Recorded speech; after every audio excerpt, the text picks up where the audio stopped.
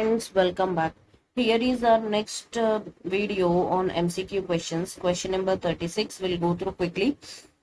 AG Private Limited is in the business of construction and infrastructure, having an annual turnover of 1100 crores.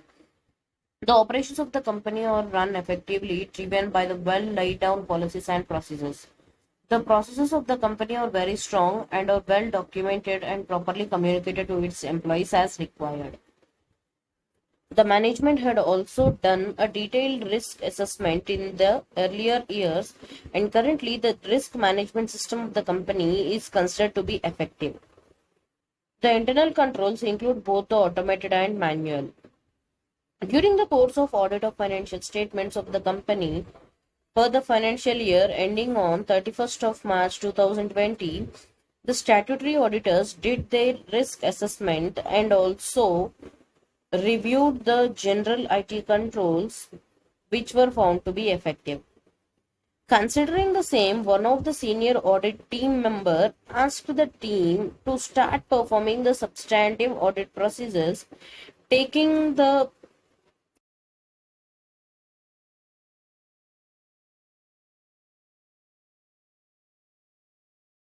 procedures considering that the controls are effective.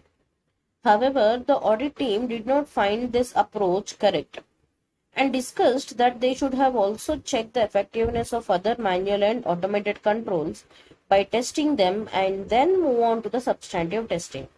But what audit team is saying, you need to check each and every control. Only then if you find they are effective, then you can proceed to substantive testing. The audit team recently had a training on the internal controls, and hence their understanding was different from the audit senior. This led to a conflicting situation between the audit senior and the remaining audit team. In the given situation, please advise which of the following would be correct. We'll go through the options. The audit senior is correct because general IT controls were found to be effective and hence no further work may be required on controls. So this understanding of audit senior is wrong. Option B. The view of audit team looks fine because without testing the internal controls covering all types of controls, that is both manual and automated, those controls cannot be said to be operating effectively. So this viewpoint of audit team is correct, and our correct option is also option B. Okay, but then we'll go through the other options. Option C, the audit senior seems reasonable in his approach because general IT controls were found to be effective. However, it would be more appropriate to test application controls before concluding on the effectiveness of controls. Option D, the argument of the audit team looks better because every audit requires significant time to be spent on testing of internal controls, and by only covering general IT controls, it would be difficult to justify this requirement later on in the audit file. So just because of audit file and the seniority doesn't mean that you can ignore the crucial points. So we'll go through the next question. Question number 37. RIM Private Limited is engaged in the business of manufacturing of cranes and other construction equipment. The nature of operations are such that purchases are quite significant, even though the sales may or may not be very significant in terms of number of transactions during the year. The company's statutory auditors have also obtained certain audit tools to help the audit team on various audit procedures to bring efficiency in various audits. During the course, the audit of the financial statements for the financial year ending on 2020 March 31st, the auditors used their audit tools for sampling procedures and data analytics. The outcome of the tools resulted in some analysis and requirements which the audit team requested from the client. However, the client refused to provide any such information because, as per the client, all these tools were those of the auditor and any outcome of the same needs to be handled by themselves instead of asking the management. The auditors have suggested that such an attitude of non-cooperation would not help the either party and would defeat the objective of audit. The management of the company is, however, ready to provide any other information to the auditors. In this situation, please advise the management and the auditor. What auditor has to do? He need to qualify his report. What will he do? So we'll go through the other options. Options given below. Option A, since the management is ready to provide any other information, the auditor should obtain this information as well by not disclosing the management that it is the outcome of any audit rule.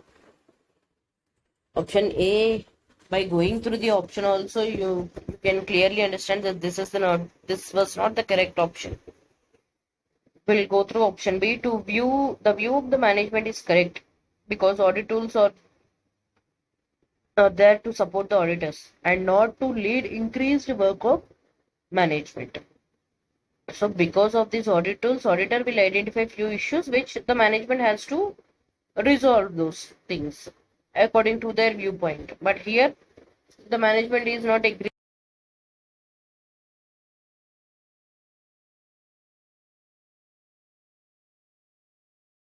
Audit processes. Yes, they are performing their audit processes correctly. So option C is the correct option. Option D, the auditor should ignore all these tools and plan their audit processes accordingly.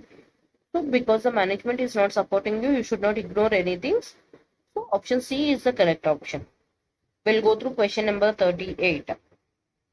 In case of a registered person is having a aggregate turnover greater than 5 crores, then see, by reading this question, you will not understand whether a person is registered under which act.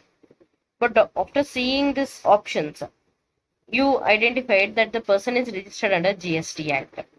So, if a person whose aggregate turnover is exceeding 5 crores, then he need to file his annual returns and also the GST audit which has to be filed. So, annual return of GST is GSTR 9 and the corresponding tax GST audit will be in GSTR 9C. See, 9 is applicable when the turnover exceeds 2 crores. If a registered person under GST whose turnover exceeds 2 crores, then he need to file GSTR 9. However, if the turnover exceeds 5 crores, he should also file GSTR 9C besides GSTR 9. Here, turnover means PAN based turnover, not on the state-wise registration. If you are having multiple registrations on the same PAN, then PAN-wise turnover has to be taken into account. So for this question, option C is the correct option. He has to file both Form GSTR 9 and Form GSTR 9C because his turnover is exceeding 5 crores. Okay, we'll go through this next question.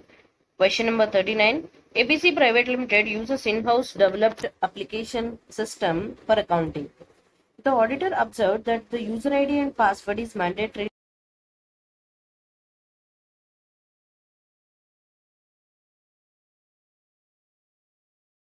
The auditor is thinking to prevent unauthorized access to the system, application system. So this is the preventive control. So option D is the correct option. Question number 40. XYZ Private Limited uses ERP software for all business processes. The application is hosted in cloud and is maintained by a third party. Statutory auditor is not confident about the risk management process in the third party organization and requests for audit access to such data center.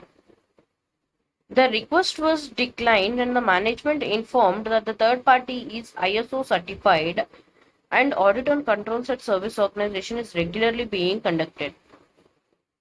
What the auditor should do?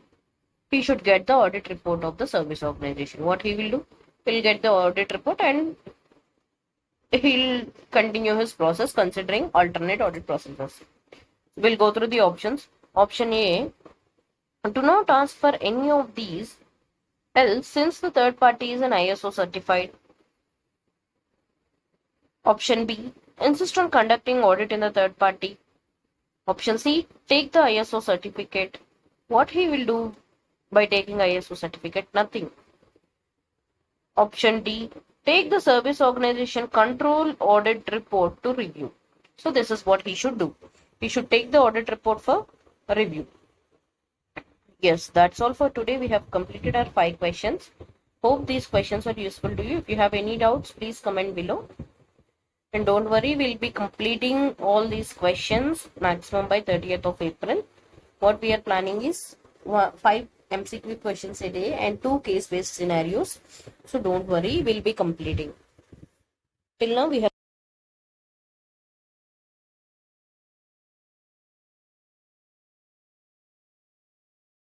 share, subscribe so that you can get the latest updates of our channel.